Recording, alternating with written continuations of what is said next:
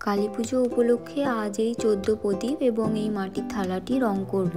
তোমরা এখানে যে মাটির থালাটি দেখছো এটা আমি নিজের হাতে বানিয়েছি। প্রদীপগুলো রং করার আগে আমি জলে ভালো করে ধুয়ে নিলাম। এখানে আমি ক্যামেলের অ্যাক্রিলিক কালার ইউজ করছি। তো চলো ভিডিওটি শেষ অবধি দেখতে থাকো, ভালো লাগলে একটা লাইক, শেয়ার এবং কমেন্ট করে দিও।